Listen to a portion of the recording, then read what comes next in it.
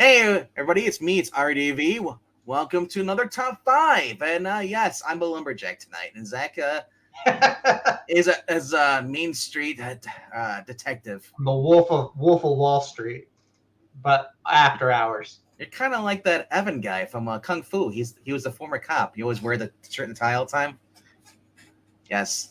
I don't wear a shirt and tie all the time. I had to wear one for work today, so you get after hours Zach and a tie.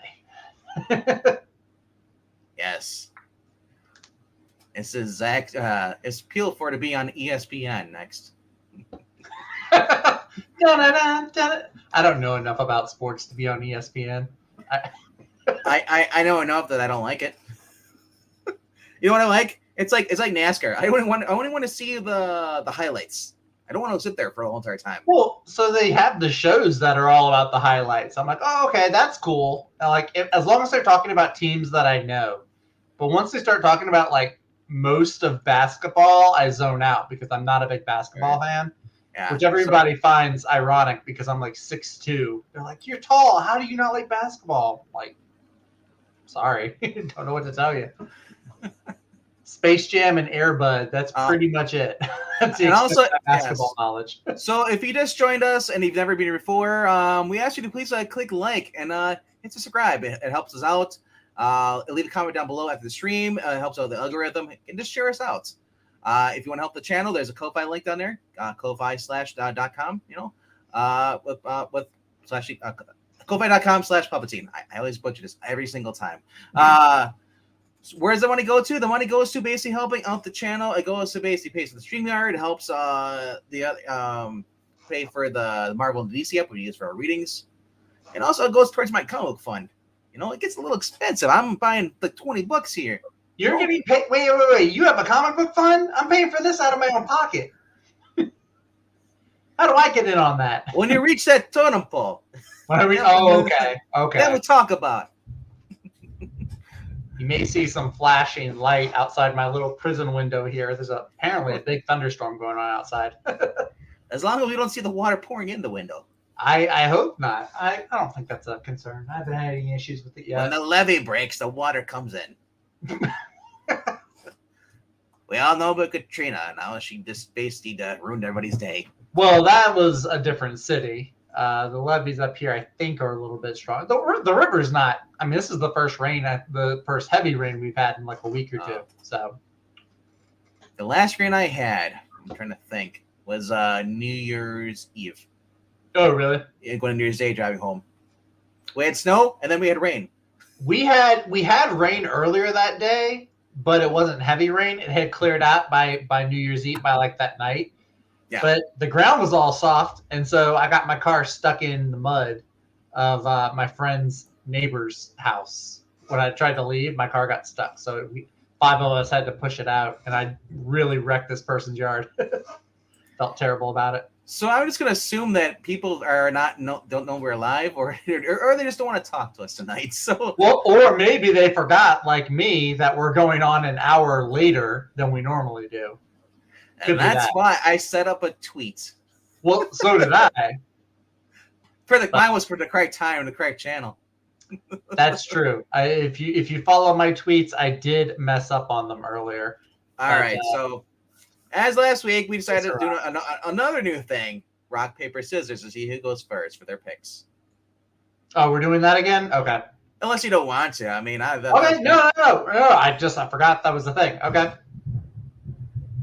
Rock, paper, scissors, shoot. Yeah, paper. I shoot it early, but I still won. That's the thing. We got to get our timing down on that. All right. So, all right, we'll just jump right into this. My number 5 is let's see the book. It's a book that I originally got the first 2 issues, and then I decided to drop it because I didn't care for the storyline. But I like the fact it's a different writer for each character arc, and it's X-Men Legends number 5. This is Brian Haberland with Will Sportatio. Will Sportatio, I believe, worked on Wetworks for back in Image back in the day. He recently just came off working on the Gambit little throwback series with Chris Claremont. So he's doing the art on here. We got Arif Brianto, and this is basically Bishop. So I'm like, that's cool. I never really read anything with Bishop. I have to go back and read a lot of the original X-Men. But the only thing I know is that Bishop is he came to kill Gambit in the cartoon series. Yeah, so this looks kind of cool. So it says Bishop, Malcolm, and Randall, who make up the Elite Omega Squad, have discovered the dark truth about the XSE. After basically the mission goes sideways, how far will it be? How far will we be going to make this right to the past and beyond? Bishop will make the most shocking decision in X-Men Legends history that will redefine what you thought you knew about mankind's future and the reason behind Bishop's collision with the X-Men. I'm digging most shocking decision, really? More shocking than when he decided he wanted to kill a baby? So this looks like it's let's off this cover here. Will they focus more on Bishop in the future before he comes to the past? Or they just say like, here's a small little panel. Oh, we're in the past now with the X-Men, because that's one thing I wanted to see is Bishop's future, where he comes from. They may have shown it. They may have shown it in the comic books. I do not know. I've never read a lot of the older stuff, but I think they've shown it in a couple of. I know that was a thing. They showed a bit of it when I read X-Men. It was back during like the Messiah Complex thing. I was saying Bishop was a bad guy because he kept wanting to go back in time and kill Hope Summers because apparently, killing Hope Summers would have prevented his future of being in a mutant concentration camp. I don't remember exactly. Well, but they have shown it once or twice. The other thing is like you think people would not want to like mess around with the past because you can accidentally erase yourself if you make the wrong decision. There's so much stuff with time travel, and even do anything. And the other thing is that I go back in time, I change something. Now my current me gets erased, and I'll never know. Yeah. So it's like I'm sacrificing myself. So my other self, past self, can have a better future. So my future's gone. I'm gone. That's time travel. It's like you never get. Otherwise, you become a time variant.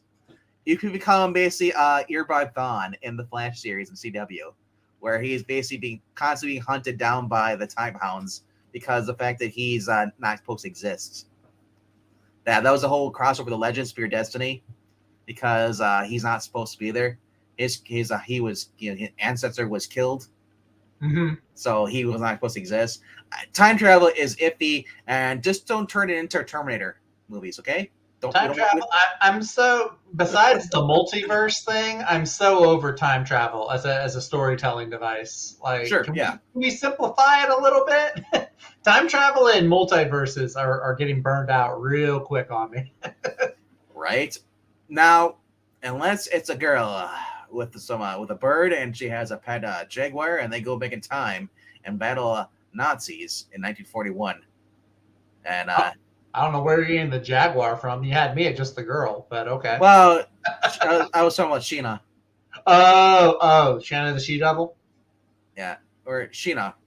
No, there's Sheena and there's Shanna. Yeah, Shanna's the Marvel one. Yes. Sheena's the Dynamite one. Sheena's the Dynamite one. And then there's Jungle Girl, who's completely unrelated. Well, yes. Jungle Girl is public domain that Frank Cho rated awesome 2 seasons. He called them seasons. 2 volumes? But no, he was the first one to call them seasons. He was? Oh, okay. And sad to say, that book was an awesome book. Beautiful art by Frank Cho, great storytelling. Yeah. He never got to do a third series or third volume where he was actually going to reveal the origins of the Jungle Girl. That's right. Because he based it on now, because everybody knows there was a Jungle Girl TV series. She was supposed to be her name was Jaina. Yeah. She was supposed to be the female version answer to Tarzan. And they never got allowed. They're never allowed to basically bring, tell her origins. But he made sure though, unlike TV version, who basically did not like men, he had his character was good, but she respected guys and women. She didn't like look down on. She wasn't a feminist. She didn't like, can't stand the ways of white men. No, where Tarzan's like, I don't like men, but I like women. Well, Tarzan didn't like men because men kept trying to tear down his jungle and kill his animals. I understand that, But like, understandably, he would hate people. but I mean, I don't. Like I said, I don't know much about Tarzan, but I do know that in the Jungle Girl, she was unlike the TV series, in the comic book of Frank Cho, it was really awesome because she would, no matter, even though she doesn't like, she didn't care for them. She know they were poachers. She still, even evil men don't deserve to just she was a hero. She was Superman. She saved you regardless if you were a villain or not. And how often, Austin P asked, how often was the multiverse used in pre-crisis? We talk too much about post-crisis. We don't talk enough about pre-crisis. Pre-crisis, well, there only was. They only had Earth 1, 2, and 3. Earth 1 and you had Earth 2. You would have, like, the Justice League comics would have annuals where they would cross over with the Justice Society from Earth 2. I think that was pretty much it from what I know. No, 3. They could do the Crime Syndicate, so you had 3 Earths. Oh, that's right. There was the Crime Syndicate. You're right. So that was what you had. And then post-crisis, they kind of went away from that. It wasn't until JSA was brought back in the... Actually, no, it was JSA... They were brought back in the late 90s, early 2000s by Jeff Johns. Yeah. Because I don't think they were... I don't remember seeing them anywhere before that, unless it was pre-crisis in like. They had a mini series that was like early '90s, I want to say, because that was like the first appearance of Jesse Quick. But yeah, by and large, they didn't get like really popular until the Jeff Johns run in the late '90s started. Yeah, so I mean, multiverse, small doses is all right. Yeah, but it should never be your main focal point. Right. Exactly. Start small and build your way up to that. And enough with the freaking crises, okay? Crises. Whatever. It's annoying. It is. It is very annoying.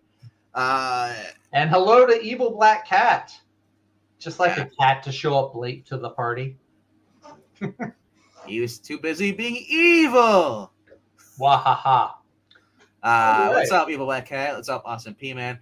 So anyway, we're way off topic here. So X-Men Legends number 5 is it's a good start. It's a good jumping on point because this is the first part of the story.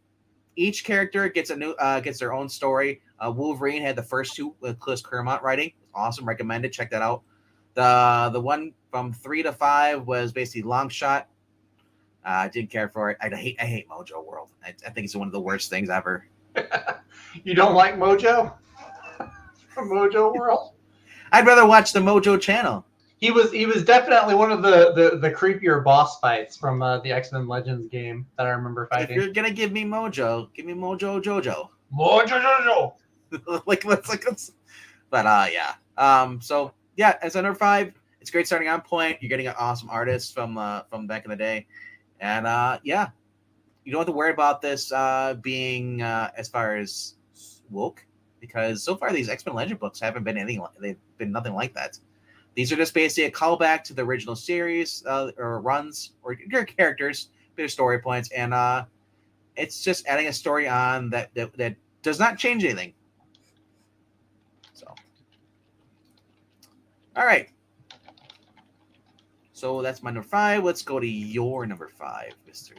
Zachary Binks. All right. Now my number 5. I'm kind of like Undead Quinn. It is slim pickings for me this week on my pull list. I actually had to go look and go dig and find a few. I was this close to adding a trade paperback to my pull list that I may still pick up anyway because it looks cool. We know you're getting Fantastic Four. Yeah, but that's not my number 5. I know, but I'm just saying. Your number 5 is Scarlet Witch? No, of course not. My number 5 is a brand new series from Dark Horse Comics that I just found out about today, actually, while digging through this week's new releases.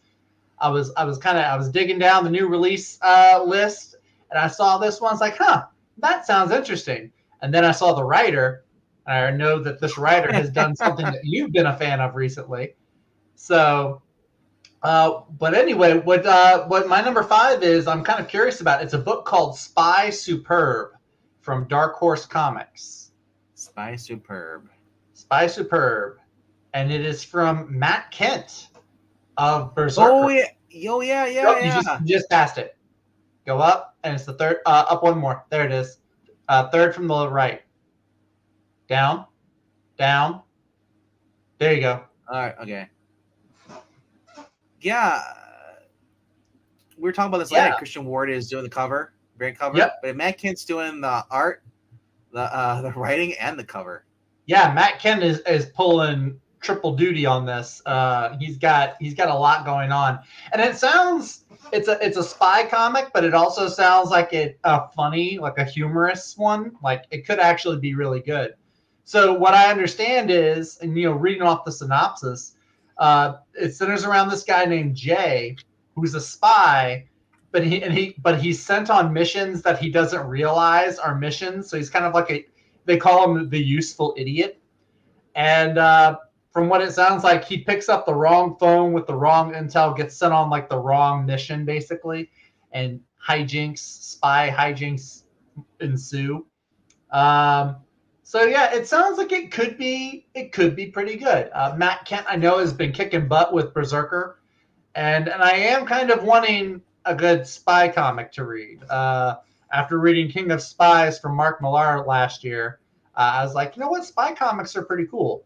So yeah, the only problem I have with this, and I'm not sure, maybe it'll be worth it because it doesn't say how many pages it is, but this is an $8 book from Dark Horse. Seems like a lot. Seems like a lot, Dark Horse. I understand Matt Kent. He's probably worth it with all the money he's making from Berserker, but it just seems like a lot. So anyway, what's that? I'm trying to remember what that TV show he was in. It's not. What's his name? Christian Slater was in a movie, TV series just like this. Christian Slater. The only show I can think of that I've seen Christian Slater in, it was like some really, really bad heist show or something. Like he ran a security company and they had to break into buildings and stuff. It was really bad. I'm surprised. It lasted for 2 seasons, which is a season longer than it needed to. Well, it was right around that though, and he was he was a secret agent that didn't know he was a secret agent. Yeah. But anyway, this is my number 5. Like I said, it's a new number 1. I'm curious about it. It's got a good writer. It could be good. I like spies. I like humor mixed with the spy genre. It could be good. So here's hoping. Yeah. That's gonna kill me, and I gotta figure out which one that was because it was TV series Christian Slater. He was the gay city guy. It was on UPN. It was a TV series, and was it My Own Worst Enemy? That's not right. It might be my. This would have been that. My Own Worst Enemy. Yeah.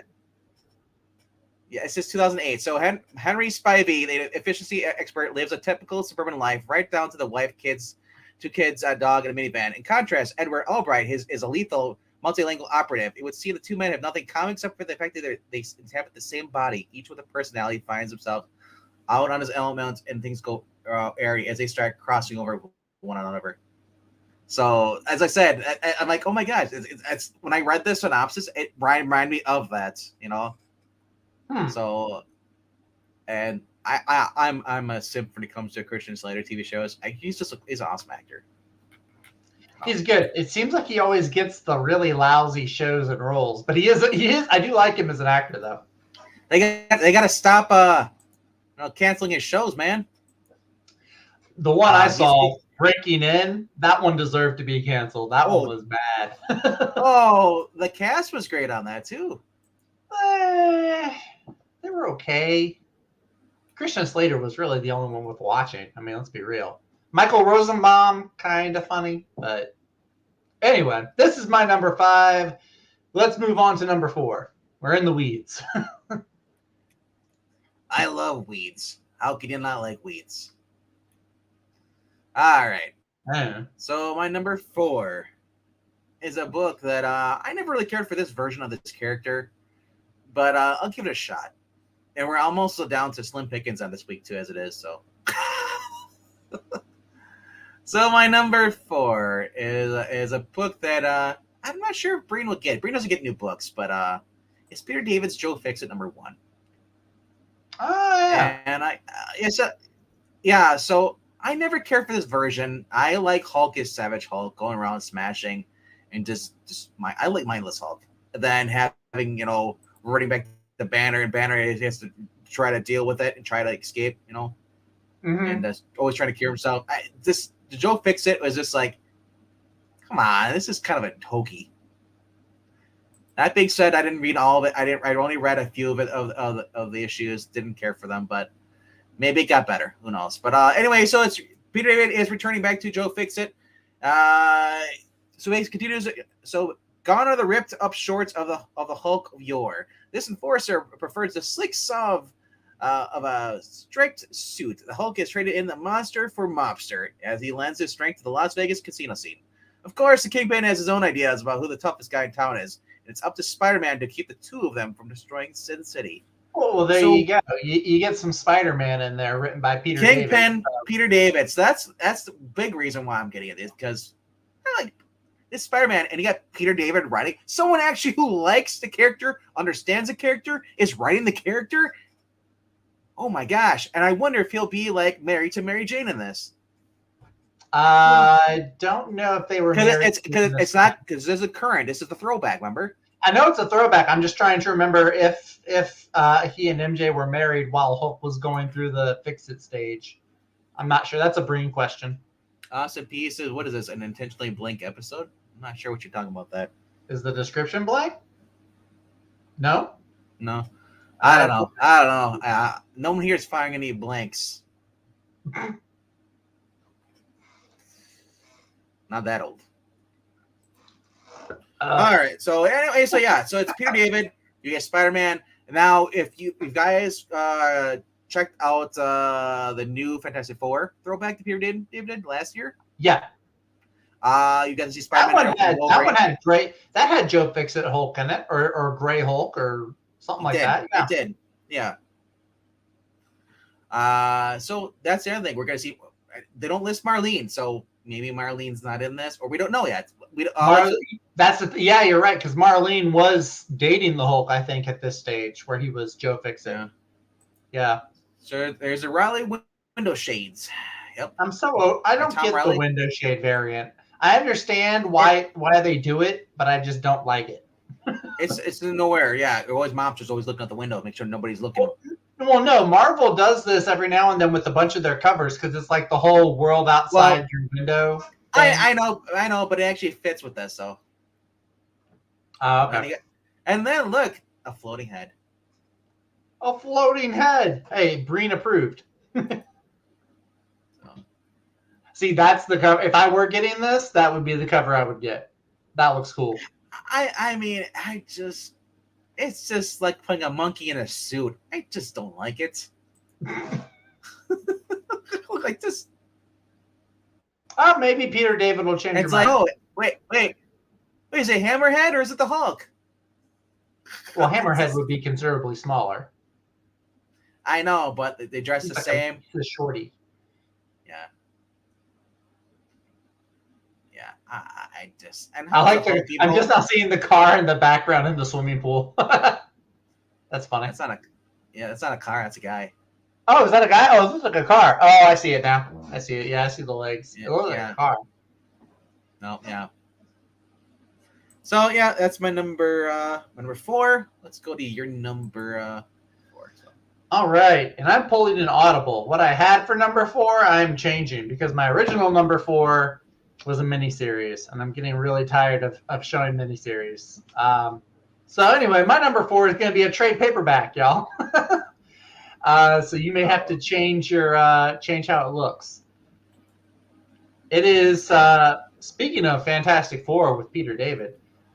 This is Fantastic Four Antithesis from Mark Waid and Denny O'Neil. So you're getting a book from 2 years ago. Yes. Leave me alone. Like I said, it was a slim week for me this week.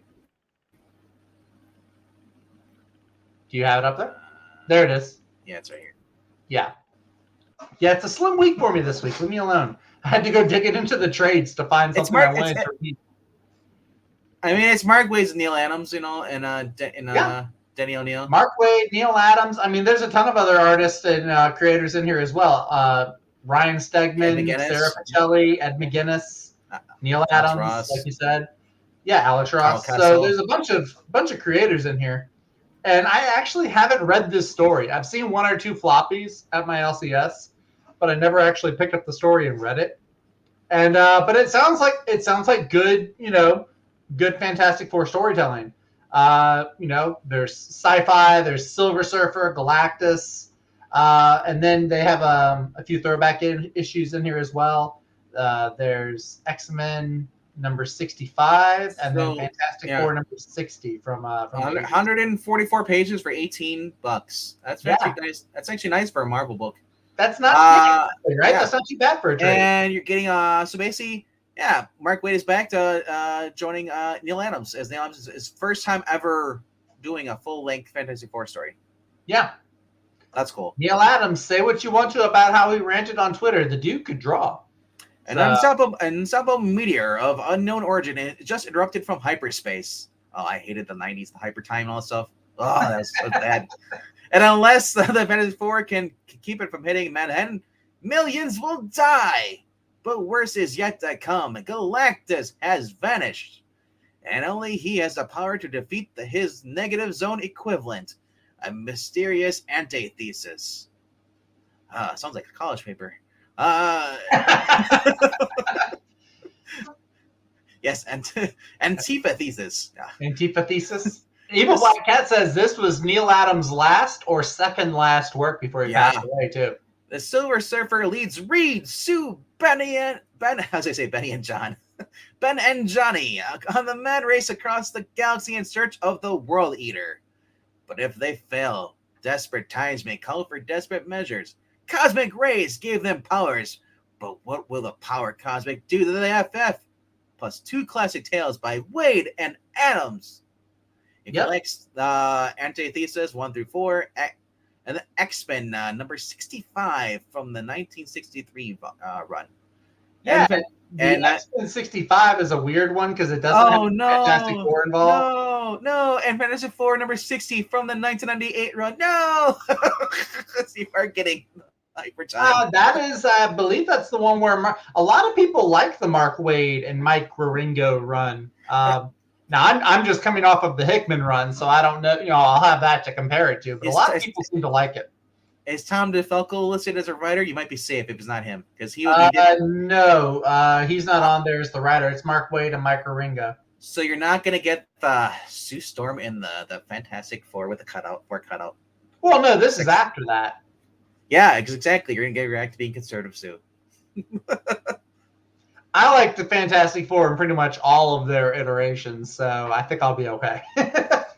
Sue, after she was done, after she was Malice, after that, I love the little jackets, the little rogue jackets you wore. Yeah, the leather jacket was cool. I did like that. Yeah, but I mean, like I said, there's the Tom DeFalco Fantastic Four, the Mark Waid Fantastic Four, Ultimate Marvel Knights Fantastic Four. I mean, they're all good. And Namor joined the Fantastic Four after Reed was supposedly gone and Doom are missing. No, actually, they got Ant-Man. Ant-Man was the one. Well, yes, but Namor was helping them out. He was there. He wasn't like a full member. He was just kind of an ally. Well, he was there to pick up Sue. He's like, your husband's dead. Let's go have sex. Well, every issue, and he gets to the point. I was like, come on, can we just get rid of Namor? He had that big old ponytail too. That was a real '90s look they gave him. That was Steven Seagal Namor.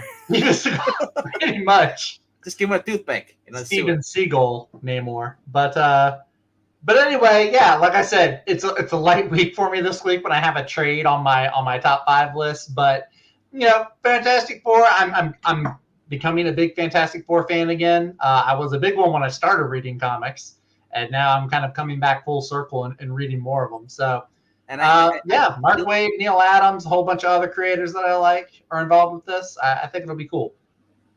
Yes, and you like how the Thing just looks more like the Roger Corman every single time. He does kind of look like that model in this. He kind of does. But all right. Let's go to my number 3. All right. Number 3 is a book that comes off of pages of another Dynamite story that it's ended last year called Lady Hell. And this just continues the story, going into a new title with a character that previously clashed with this character.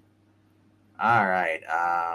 Just going to get down to it. Where is it? Purgatory Must Die, number 1. What I've learned from Dynamite, whenever they have the word die in it, it just seems to be awesome. So for those who don't know who Purgatory is, she is Mark Polito or Brian Polito, or one of the two. Yeah, I can't remember his name, what his first name is, but he was originally a Chaos comic character. Created in the 90s, was always an adversary towards to either Lady Dynamite or Chastity Marks. Anyway, so Purgatory is always pissing somebody off, but in this time she may have gone too far. It may have some connection to her growing insanely powerful and probably starting to kill and eat the gods. Yeah. In fact, the last part for sure, the gods are like potato chips, right? Who writes this? It's not like she's going to stop at 1. Oh, but is this a Pringle ad? What the heck? And so the various pantheons have pooled their not inconsiderable resources to offer a big prize to whatever cycle manages to kill her. It's like Get Carter with Purgatory. Who wants to try? Hey, who doesn't? The creative team behind Vampirella versus Purgatory and the recent Purgatory miniseries reunite for the grand third act of this Purgatory saga, guest starring Evil Ernie, Vampirella, and the Sacred Six. Thank you, God, that it's not Christopher Priest, because I hate Sacred Six. That was just a horrible book. We know you don't like Christopher Priest. We know. It's ironic that I'm the one that doesn't like him. It's not you. I like Christopher Priest. I haven't read his Vampirella run, but I have read his Black Panther and his Captain America run and his Justice League run, which is really, really short. But I enjoyed them for what they were. His best run was Deathstroke. I don't think I read his Deathstroke run. I like his Deathstroke. His Justice League one was interesting because it was like what happens when Batman just overextends himself and because think about Batman just being human, but he already does so much in the DC universe. Right, it was a really, really cool storyline, actually. All right, so there's a very cover by Canadian bombshell artist Sun Kumaki, which I believe is I'm trying to figure where it is. Found John Vasquez. Here it is. This is her her cover for the book. So girl always does the digital paintings here. She does a lot of stuff for Xenoscope and Dynamite and Coffee Comics with Brian Polito. Nice. I know that Undead Quinn, I think you were talking about this, I think yours is your most anticipated book for this year. Or at least at the beginning. Here's your Lindsay cover, 1 in 50. This is the Virgin cover. We all know she's not a virgin, but it's funny they put her on the Virgin cover. Yeah. Like I said, and that's the thing. Like, there's too many variants, but I'm like, this is kind of cool. That's kind of a cool. That's actually pretty cool. I like that. Looks like a video game, right? That's pretty sweet. And so they got all the different variants, and I thought this was Lucio Perlo, but it's not. So, because he does like the risque kind of oil paintings, so this is somebody else. This is John Vasquez. But overall, this is 32 pages for $4, and they're Dynamite. I don't really have to worry about getting bad books for them, unless it's like they're doing a Red Sonja by Mark Russell or Mirka Andolfo. You very rarely complain about a Dynamite book. It's very rare. I just want more Jungle Girl. Dynamite. Damn it. Let 12 issues, Dynamite? Really? 12 issues? Yeah, ongoing. Come on now. Yep. So that is my number 3. All right. Now we're getting into stuff that I actually had planned and I'm really excited for. Now we're getting to the shit I actually want to talk about. I mean, look, I like Fantastic Four and Superb Spy or Spy Superb piqued my interest, but now I'm like, these are the ones that have been on my pull list for a while. My number 3 is going to be Captain America, Sentinel of Liberty, issue number 8. And it's got me intrigued because two characters are getting introduced into the story here that one, I guess you could connect to Captain America, the other one not so much. It looks like this issue we're going to have both MODOK and Emma Frost make an appearance, which sounds interesting. Also, the last issue number 7, had a cliffhanger that seemed, it was interesting to me. So hopefully this, it'll continue to build upon that. But I've been liking the Lanzine Kelly run that they've been having going on. I think it's been not up to Brubaker standards, but it has been enjoyable. It's certainly been better than Ta-Nehisi Coates. I was gonna say the last issue didn't care so much, but I mean, I think it's gonna get better, but hopefully. I think so too, especially the way it ended. The way it ended was really interesting to me. With them waking up, like him waking up, having no idea where he was and what day it was. Can we just get somebody throwing the shield and decapitating somebody for once? Well, they're not going to have Captain America do that. That's more of a U.S. agent thing. But Carmen Canero's art has been really good. Probably one of my favorite parts of the issues of this run has been Carmen Canero's art. Now, this is my problem with telepaths. I don't trust them. Well, it's Emma Frost too, so I especially wouldn't trust Emma Frost. Steve, you are not Captain America. Sam Wilson is. Step down. No, they're not gonna. I don't think they're gonna do that. But anyway, yeah, I'm excited for it. It's been a good run so far. I've been enjoying it. There's been some spots that are kind of iffy, and some stuff that hasn't completely turned me off. But go ahead. So, if you're wondering what the art looks like on the inside, that's a cover right there. That's your art. That's it right there. Carmen Canero's art has been really good, I think, actually. She's one of the better new artists. Like, she's not a Tumblr artist. She actually, I think, has a pretty good style. I'd like to see her, get future work at Marvel or even, other books that are being written by better writers. No, do you see who's a supporting character in this? The Captain Emma America Frost. of the Railways. What? Captain America of the Railways, the one with the garbage can from the United States. Captain America is in this. Well, you don't know that he's going to be in there. He might say one or two things and then just whenever League of Comic Geeks lists supporting characters, like they did this for all the Dark Crisis books. They just list everybody, even if they only make I understand that, but my fear is that this person got more than one line, and it goes back to why are you shoehorning this character in there? What importance do they have to that? Oh, we need you to help us get onto a train. You're the expert on trains. Like, what the heck? I don't know. Alex Malik cover is really cool. I do like the Alex Malik. So even the book sucks. Yeah, the Alex Malik one's pretty cool, where he's busting out of the newspaper. I do like that.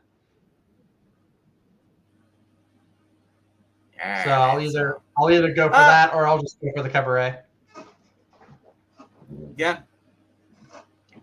I don't care for the giant MODOK who looks like Thanos behind there on the main cover, though. That's the thing that throws me off. Doggone it, Venkman. I hadn't seen him as Thanos, and now I do. God dog it. If they had a child, Thanos and MODOK. Ew. No, thank you. Would be Manos or Thodok. Thodok. All right. That's your number 3. 3. All right. We'll quickly go over here. We're gonna go over to Austin P. But Nick Quinn has been giving his numbers here. All right. So his number 4, because I don't think he had a 5. I didn't see 5. Yeah, 4 books this week. Was Poison Ivy number 8. You're sticking with the series? I thought you're kind of done with it. All right. Let me know. What you think of that? His number 3 is Unnatural Blue Blood number 5. And then he says that Captain America book is his number 2. Hello to Skip and Tosh. What's up, bro? What's up, twin? Are you wearing a suit and tie as well to match your twin? I decided I'd wear a. The shirt. I wanted to be a lumberjack today, so I decided to put on my flannel. Well, I'm glad I didn't pick my plaid shirt to wear with my tie. Otherwise, you'd be calling me a lumberjack businessman or something. Are you kidding me? If you had flannel on with a tie, I'd be calling you Tim Allen. Oh. I actually did. I just finished binging Last Man Standing. So it's a fun book. It was a fun show. No, show, yeah, not book. It was a fun show. They switched the actresses on the daughters too many times, but other than that, I think it's a good show. And Skip says, I'm not. I'm half dressed. Me too, brother. You just can't see. Please keep the cameras in the upright position. Don't worry, my cameras are not like E's where they fall off every stream.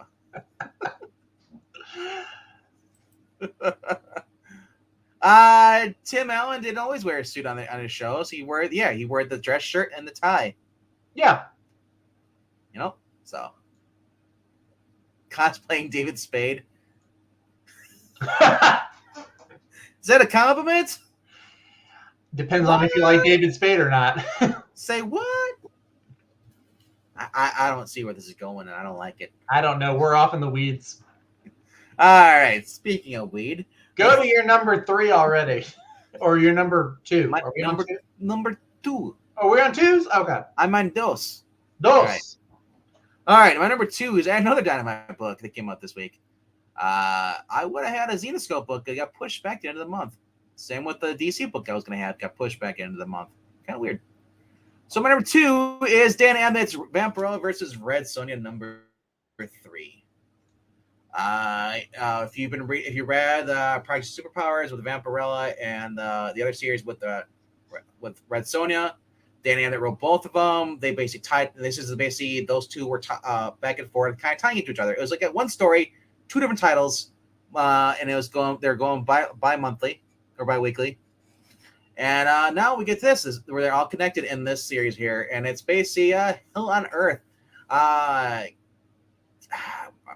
Black, I think it's Black Flag. I think his name is, or whatever.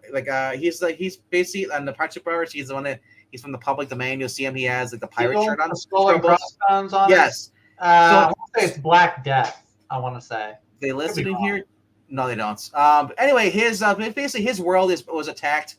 And basically the Project Superpowers basically are made from different people from different Earths, different multiverse, yes.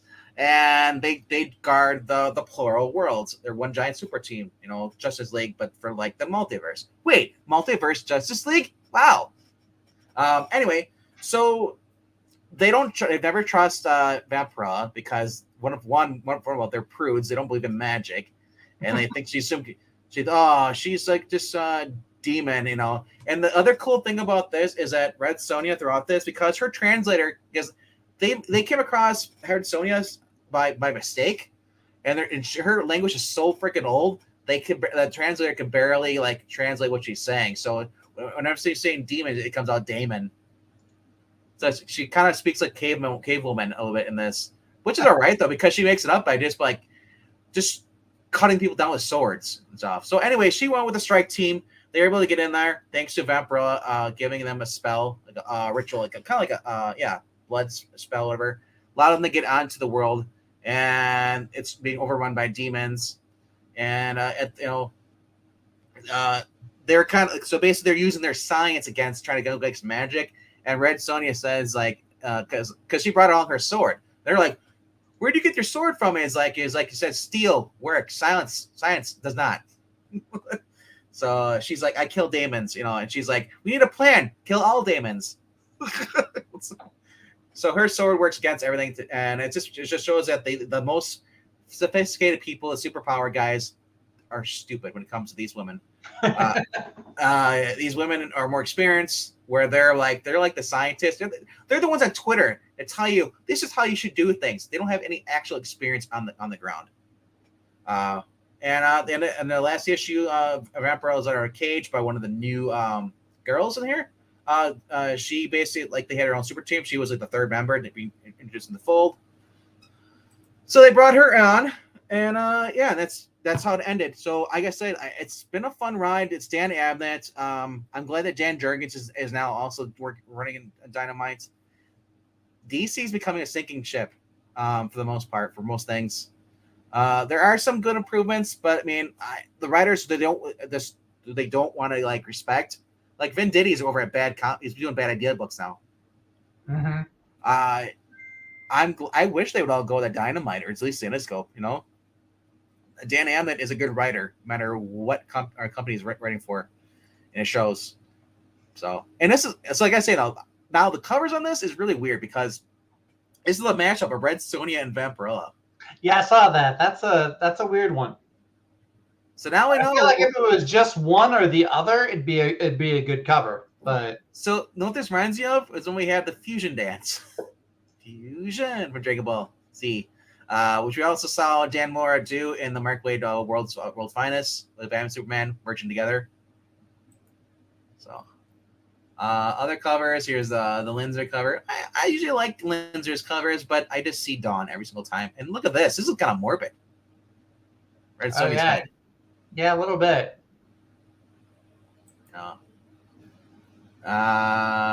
Some other covers. There's a Quinlan's. That one's pretty good. Where she actually has like muscles, like Red Sonja would, from lifting that freaking heavy blade all the time. Yeah. Yeah. Yeah, that's a good one. And then there's the cosplay cover. That's always fun, right? The cosplay one. Who doesn't like so that? Well, what do you mean? This is Skip's favorite right here. I'm not saying it doesn't have an appeal. I'm just saying the cosplay covers they do always look weird to me. It just looks at I mean, it's a pinup for guys. They gotta have girls flirting, you know. It's not like an actual book where they actually have them like making out. That's Marvel and DC. But it's not in the way you want though. It's they're on looking like dudes making out. All right, so then some other covers. Now this is cool too. This is Josh Burns. I dig that actually. I love this thing they do whenever there's a book that's like around a duo, and they do the playing card. I really like that little theme that they do. So they did that for Gold and Blue Beetle. And then we go. Here's the opposite. Yeah. So they reversed it. So very cool.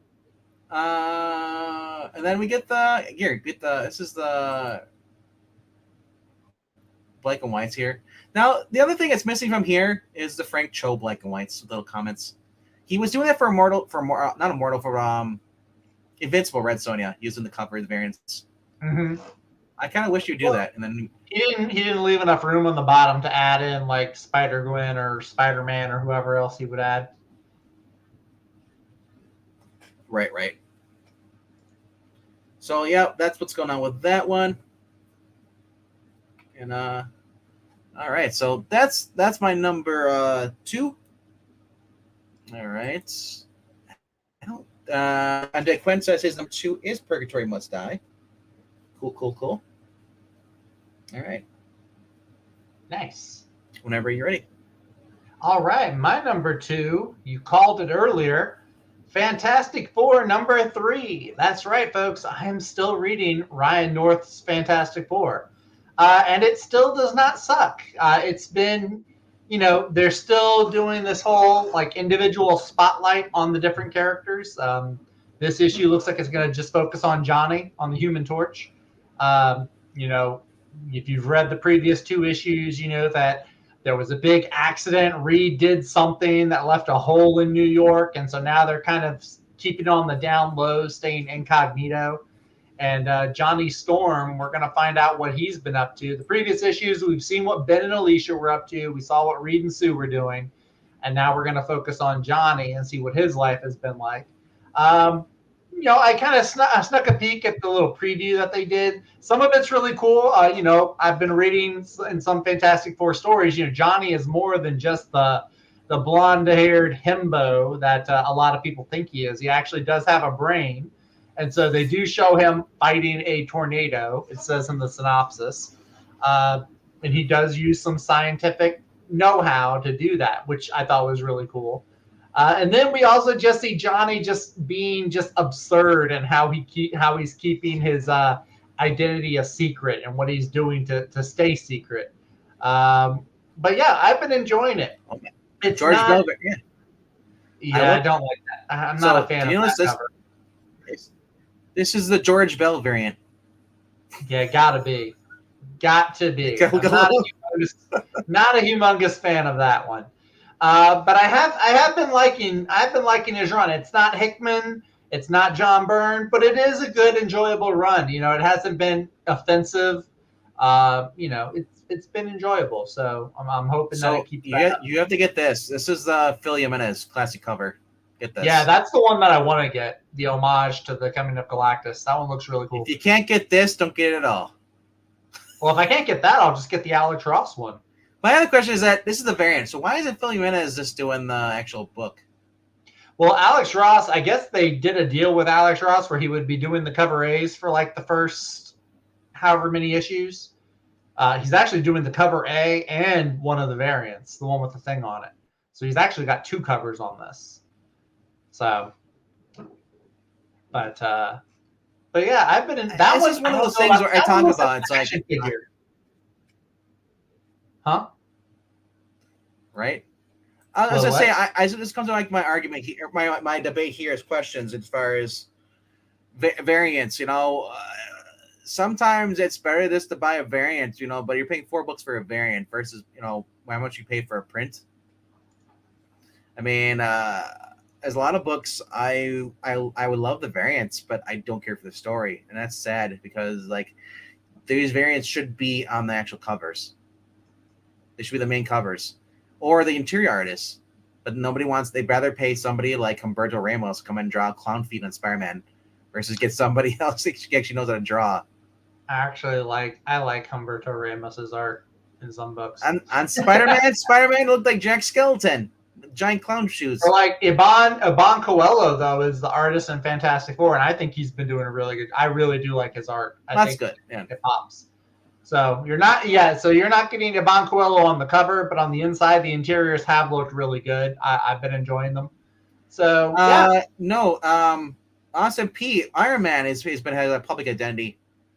Iron Man's had his identity public. I think Steve Rogers has had his identity public for a while. Always. Since Civil War, man. Spider-Man's been since Civil War. No. I think with Tony.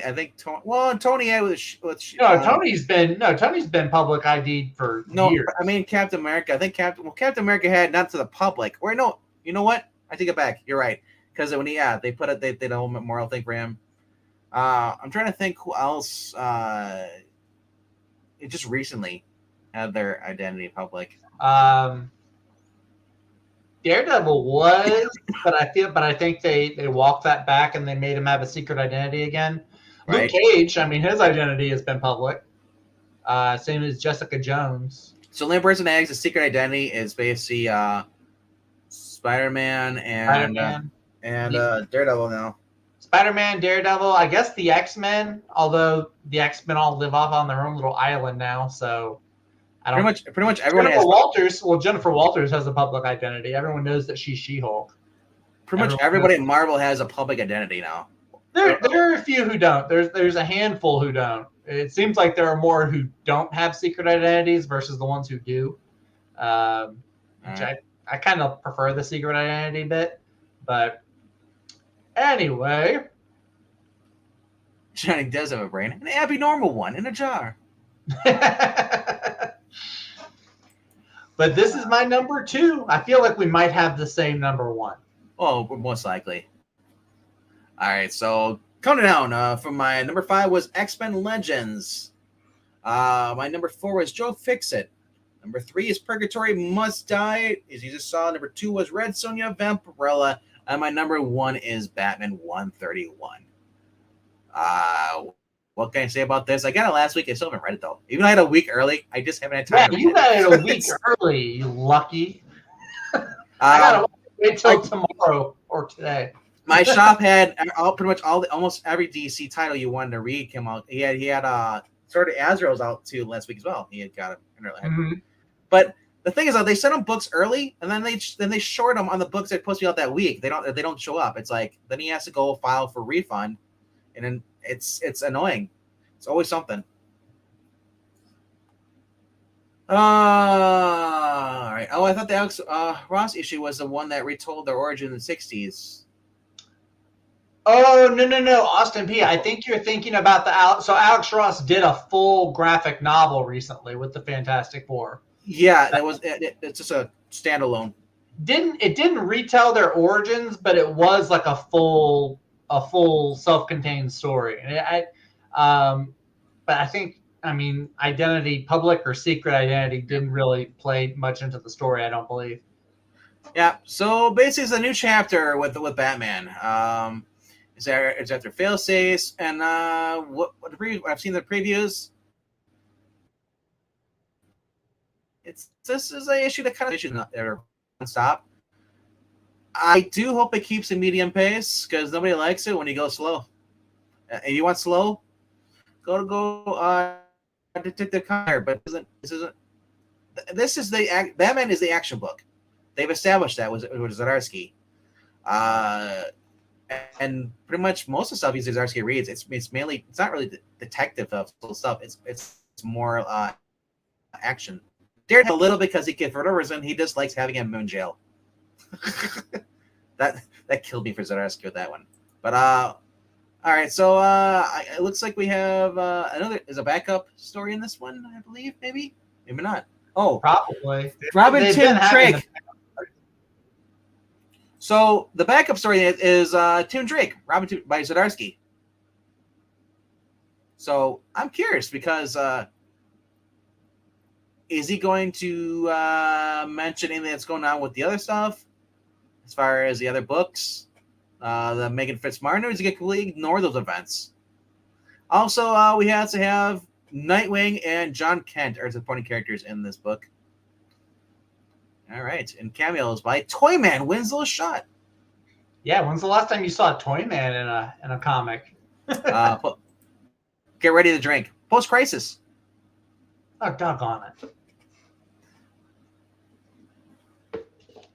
That was actually, yeah. That was. I think that might have been the Santa Claus issue.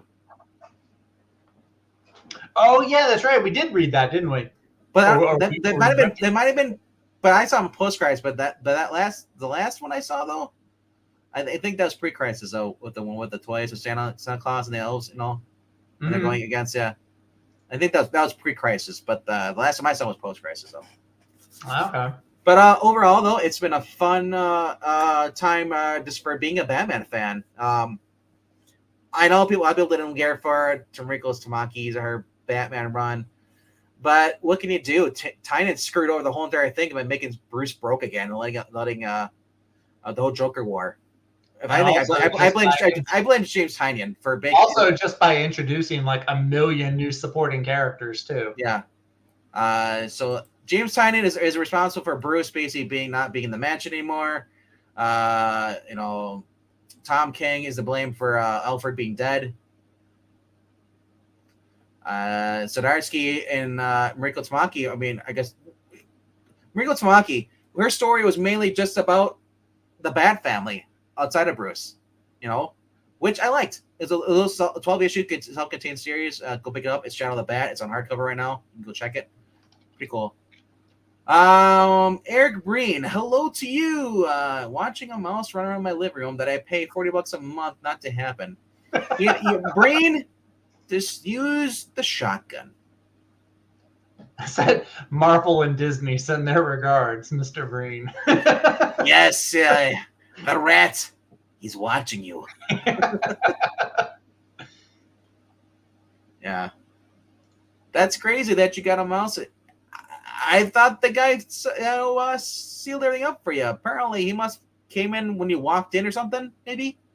Or there's just a new hole that you haven't figured out. Or they're just breeding in there like billions and billions. It's kind of like, what was that movie? Ratatouille? Ratatouille? Yeah. Well, they are all inside the attic of the woman's house. Oh, yeah. Oh, God. I'm not even scared of mice, but that just made my skin crawl. Is the mouse in red and yellow, Eric? If so, he's taunting you.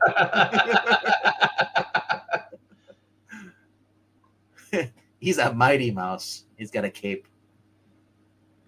All right. So, yeah, like I said, We have Mike Hawthorne doing some a variant cover on here too, and he's but the main cover artist is I'm not sure who's the main cover artist. Is it?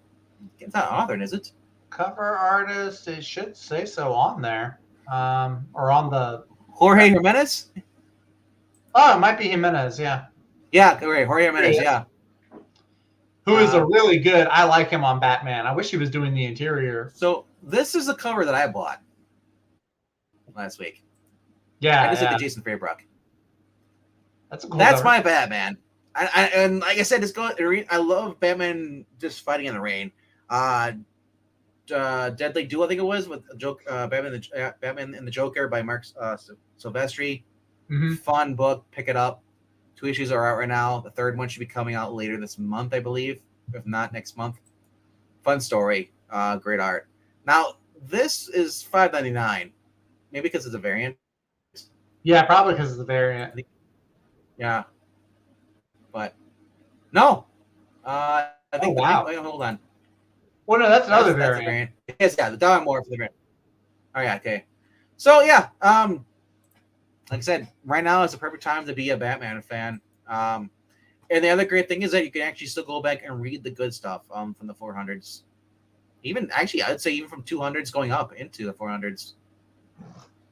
But I don't know. So that was my number one. So you want to give us a little recap and then give us your number one?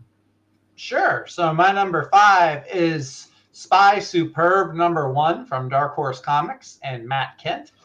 My number 4, I'm cheating and putting a trade paperback in. It's Fantastic Four Antithesis from Mark Waid and Neil Adams. Are you buying this book, though? What's that? Are you cheating? Are you actually going to buy that trade? No, I'm actually going to buy it. If my LCS has it, I'm going to buy it. Okay.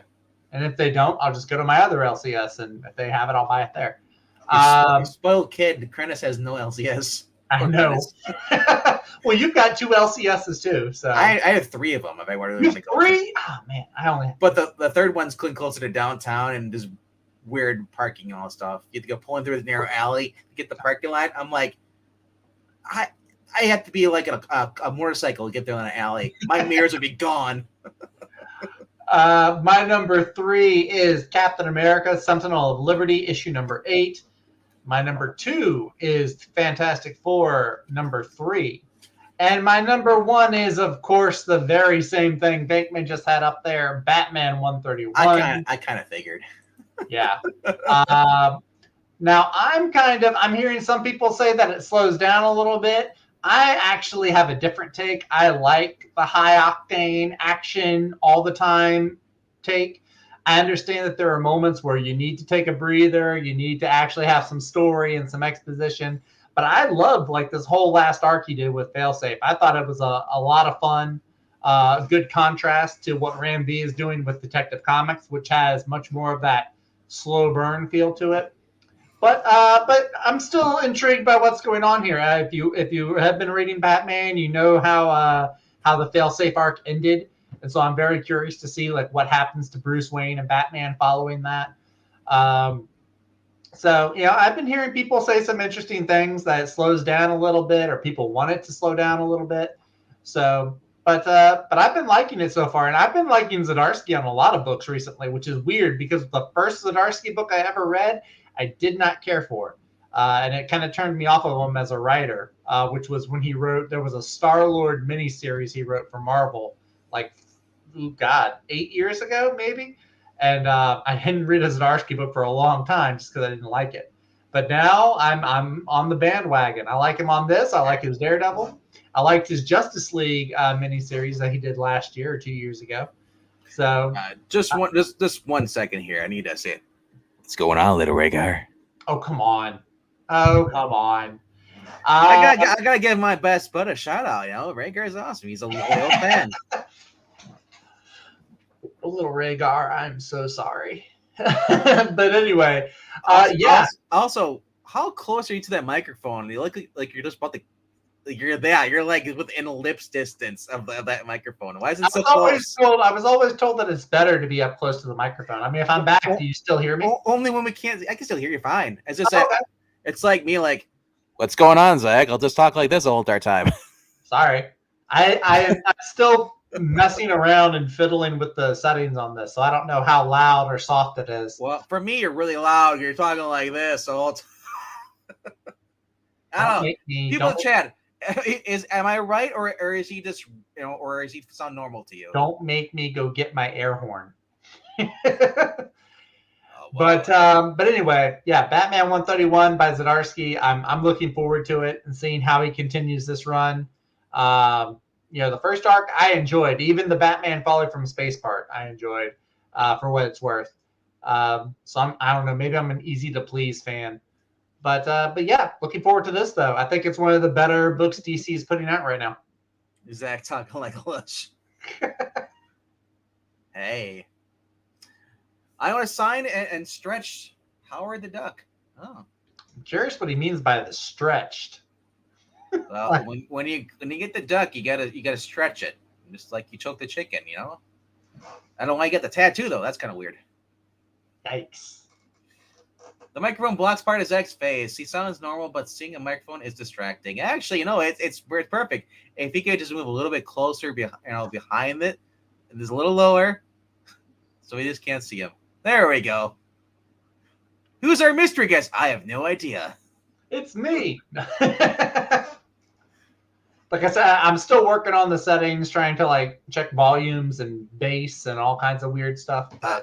I gotta say though, I am kind of jealous. I mean, Skip's got the same thing. He's got the arm that swivels down, so you can have the microphone just hanging down, Yeah, not like that. So you can speak like this all time. But mine's on a little stand, so which is like a freaking paperweight. I do like this more than the headset because I can sit here and talk for hours and not have my headset put pressure on my ears, and B, I know that nothing will happen where I'm accidentally breathing into the microphone and driving people crazy. What are you using for headphones? What was I using for headphones? No, I mean you're not right now. You don't have headphones. You're just going. How do you get the volume? I just use it plays through my computer. I don't have a special speaker or anything. Oh, so you basically tune out the volume so from the speakers, so you can't hear it. We can't hear it echoing. Well, no, I just mute the YouTube feed whenever I'm watching. If I'm streaming it, I'm one of the viewers on YouTube right now, and I just mute the YouTube. Well, the way I would do it if I did that, I unplug my headsets. I'm just gonna hear. You're gonna hear you through my microphone. That's what I was confused about. I'll have to talk to Skip about that. Figure how I can do that, because honestly, I would love to get rid of the headphones, but right now they're like earmuffs. But and only one of my mic speakerphones or speakers. Only one works. I have the two dual set. I got the cheapy ones back from Walmart 12 years ago. Well, even longer than that. I've had this since 2003 or 2004. So yeah, quite a years. I'll eventually upgrade, but I mean, I've always liked to wear. I love the headphone jacks. If I'm gonna use headphones, I hate the little iPhone or USB stuff plugging in or wireless. Right. I like because I wear COS. COS is the ones you use for if we're doing recording and stuff like that. They've always used it for mixing. So COS headphones are just comfortable for me, and I get the cheaper ones, $60, but they're still pretty good for $60. But so Undead Quinn says instead of stretched, he meant sketched. So it's a Howard the Duck that was sketched. I was you're stretching the duck. Yeah, that's right. So that is pretty cool. He said it was sketched before he got big. So that's pretty cool. It was stretched before it got big. Good night, everybody. All right. So I said we got 11 people watching this. Cool, double digits. I love it. Rhaegar, I can't get the golden EIB mic. They got that thing under lock and key. Quacking the duck. Ooh. Oh, I don't like that at all. He was going quackers on that. All right. So just remember the bill comes due. So I want to point out that Undead Quinn's number one book is Parker Girls. Number 4. Yeah, I saw that, and was there a stream last week or some? It feels like we were talking about Parker Girls not too long ago.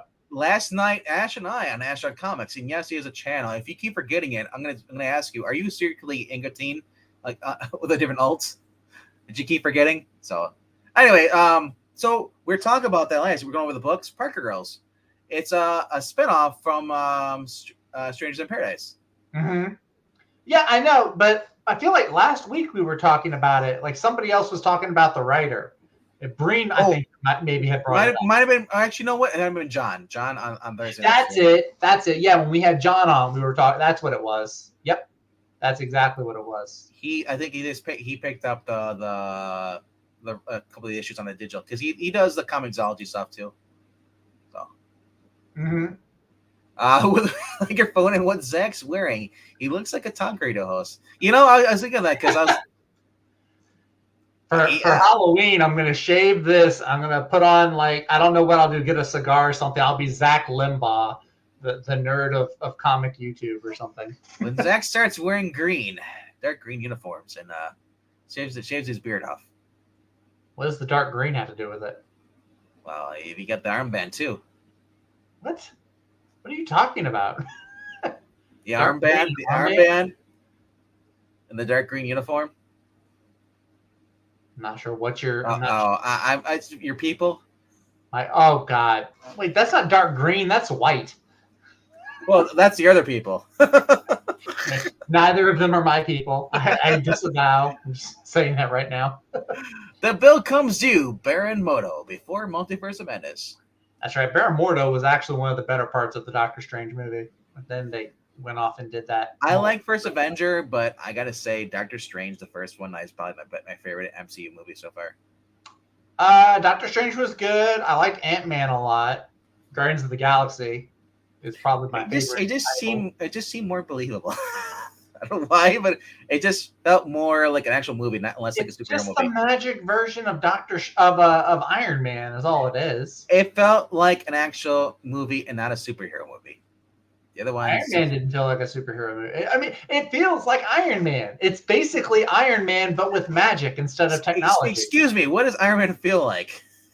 Iron Man feels like a superhero movie the same way Doctor Strange does. Just with different elements. Anyway. All right. Let's go over to let's see what else is coming out this week. We'll go on to as far as trades. We know we got your book there. Yeah, we got my Fantastic Four thing there. Yeah. There are no annuals this time. Let's see trades and hardcovers. Exactly. All right. Austin P says, "What's wrong with being a superhero movie?" I agree. Yeah, what's wrong with Captain Marvel? You should love that movie. It's a super movie. So much. All right, Cure Music Avengers, and along with Perez on Omnibus, the Volume 1 hardcover. This is a reprinting, so that's coming out. That is really sweet. Yeah, $125. The Amazing Spider-Man Epic Collection, Invasion of the Spider Slayers.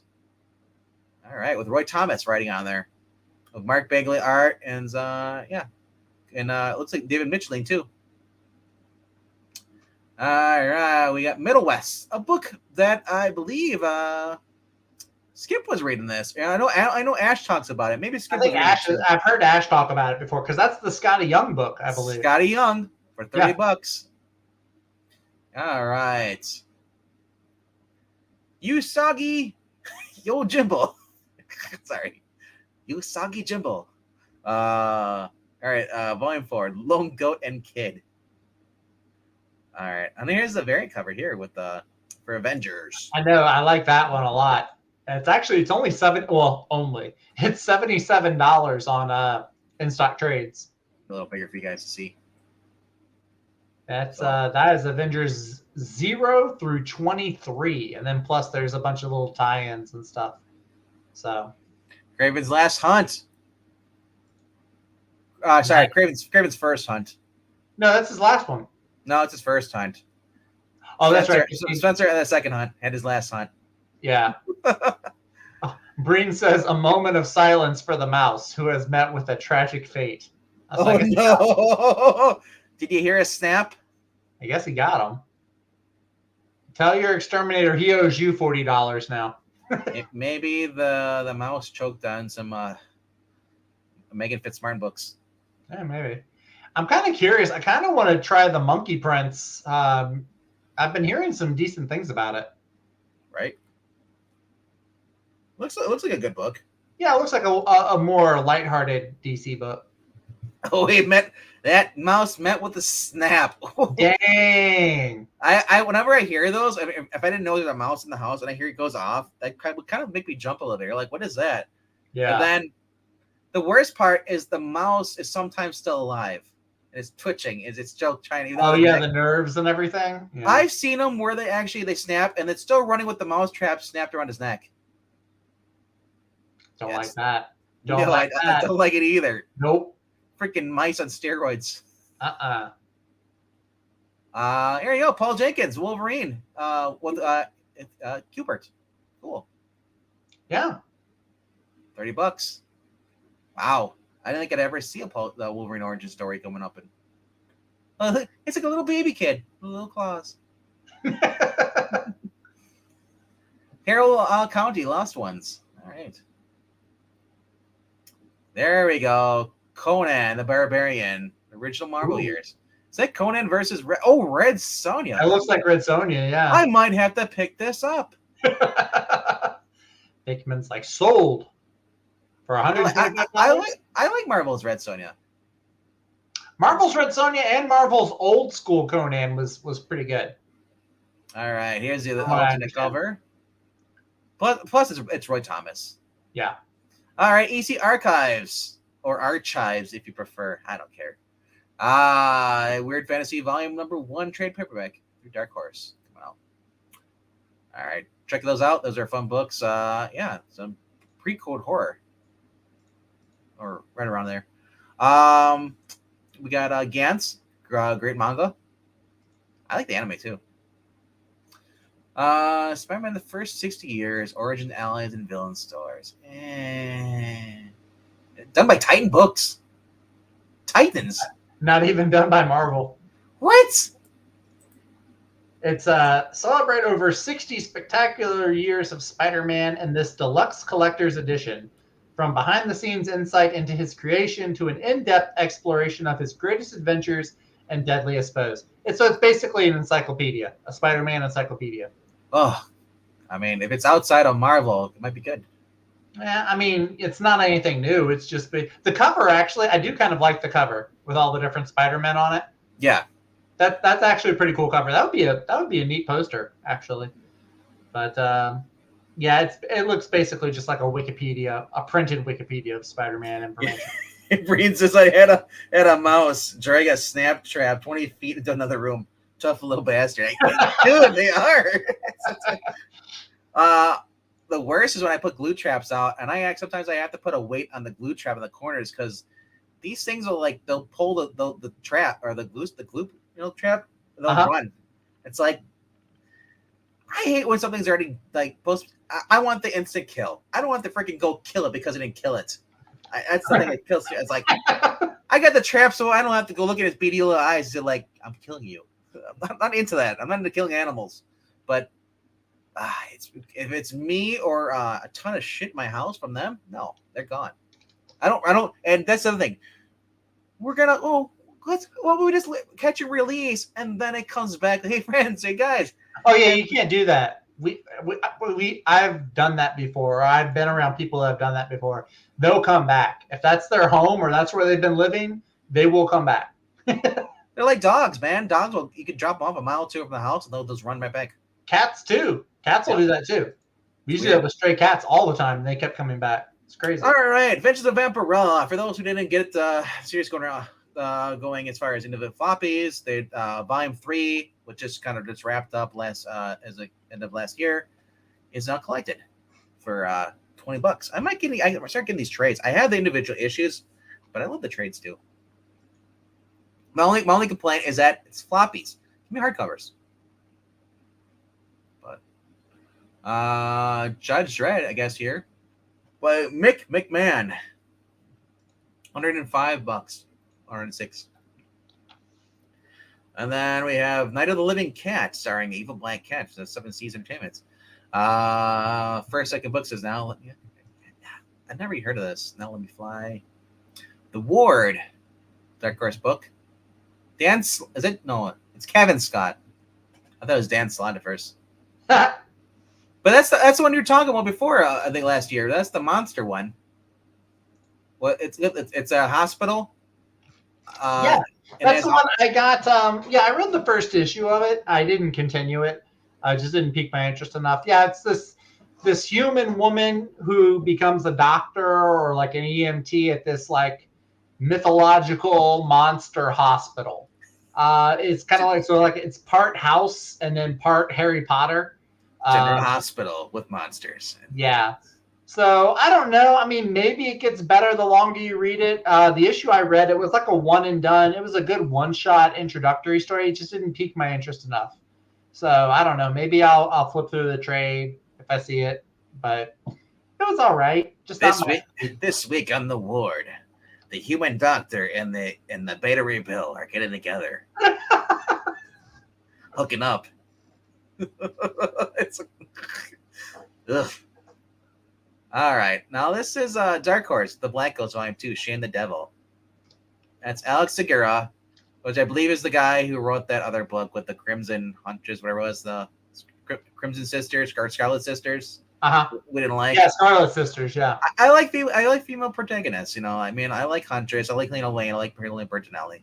Yeah. My thing is like, can you just write a book without it doesn't have to like just be completely like Mary Sue. Well, who's the writer on this one? That's the guy, Scarlet Sisters. Oh, okay, that's the same guy. Alex Segura, same guy. Yeah. I mean, going off the cover, it looks cool.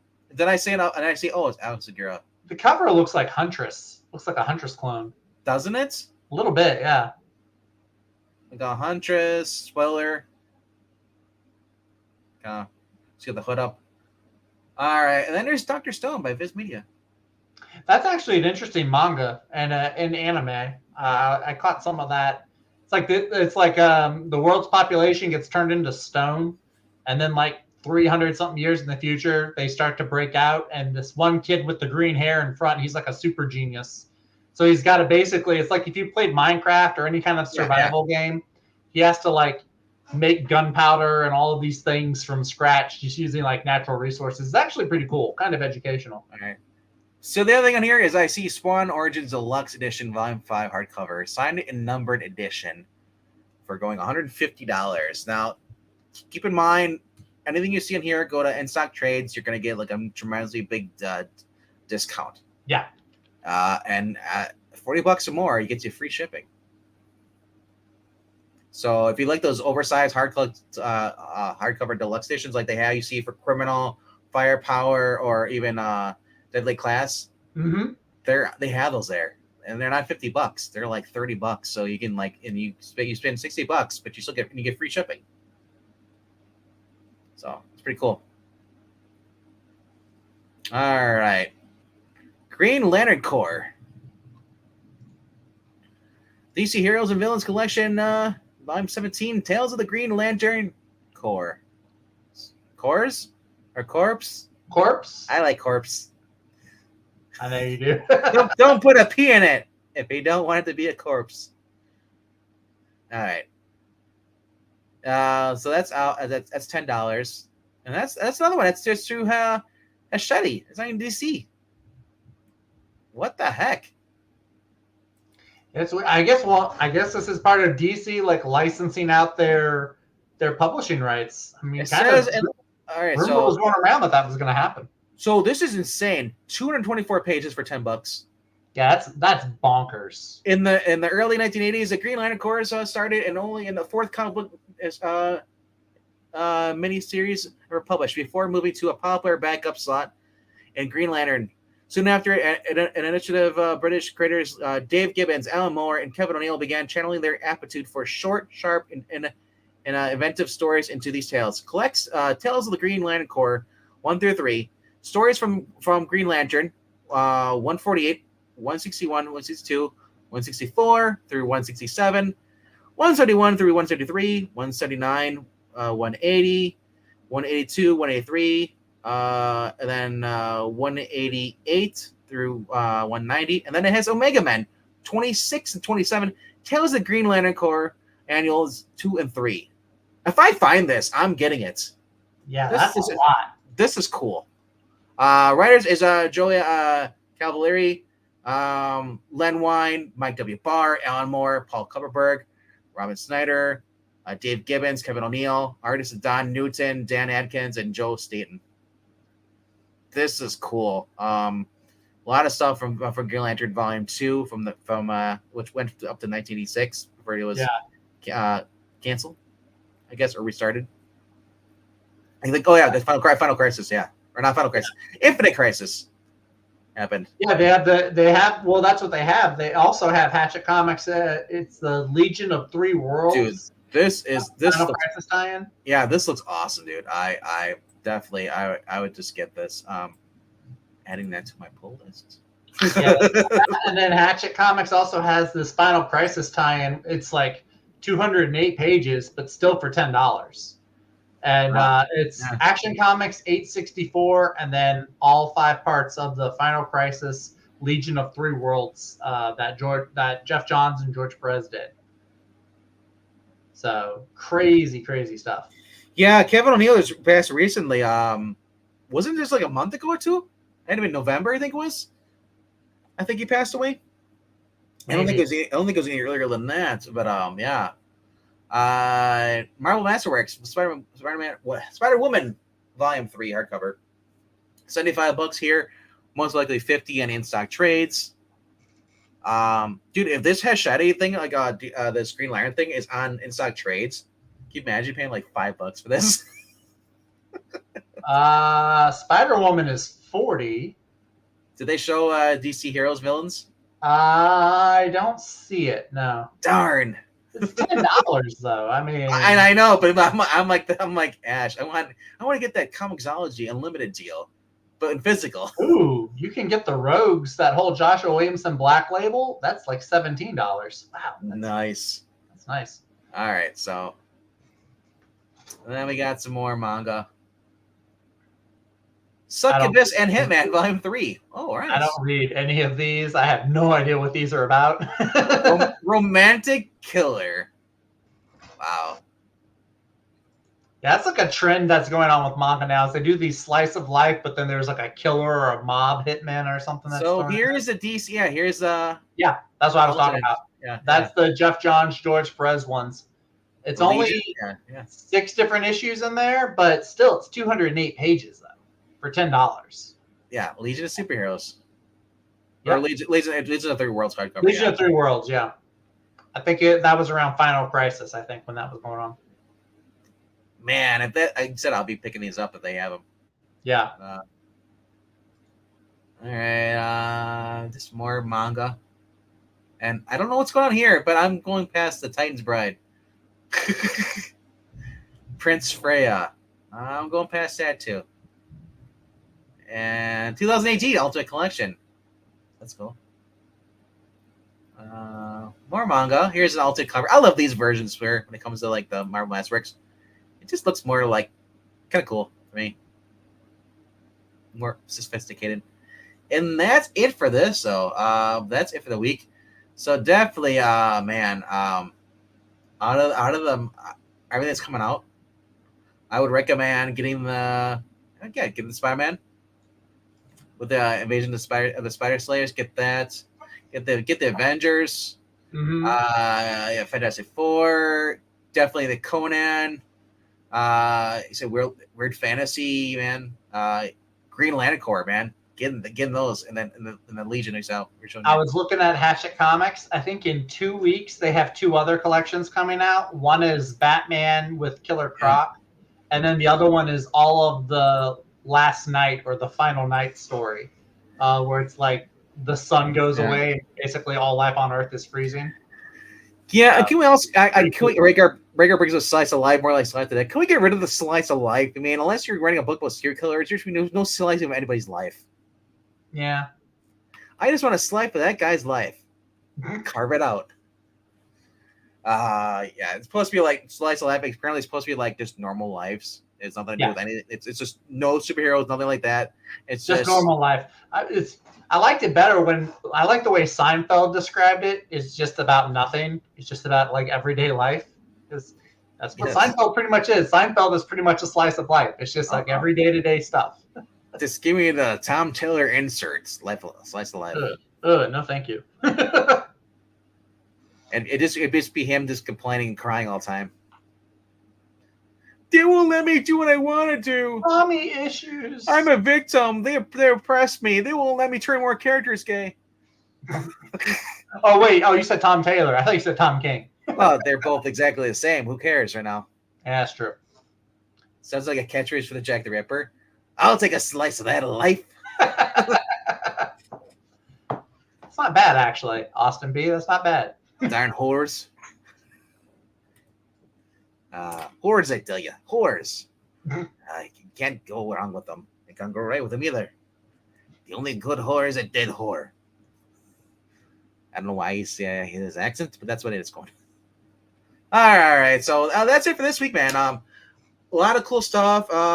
Let us know down in the comments down below after the stream. Let us know what did you see anything? Do you actually look kind of cool? Whether it's the trades or just the new books coming out.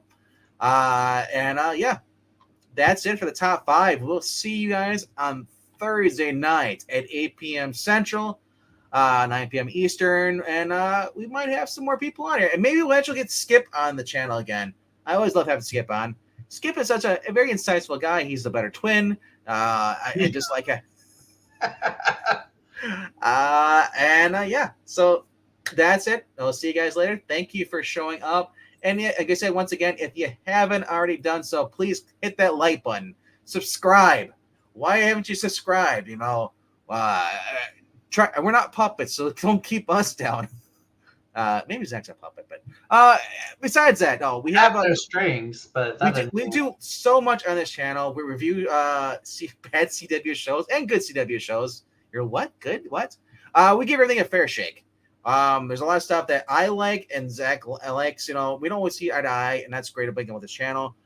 We do readings on here, whether it's a Marvel or DC reading. So if you want to donate money to the Ko-Fi bin, it goes paying towards the Marvel apps and the DC apps we use for reading. Also, this for the fancy features we use for basically for StreamYard, which is like $20 a month. If you don't want to donate, that's cool too. But we just ask it. Maybe if you haven't subscribed, just subscribe, like, and then share this channel out. I thank you very much for tuning in, and always, we'll see you next time on the Geeky Puppet Show, featuring Zach and the Tie. All right. Maybe. We'll see. Bye, guys. Have a good night. Zach without a tie is... Oh, that just seems like a lie. He's bow tie Zach, but if he's not wearing a tie, I'm not liking that. Good night, guys.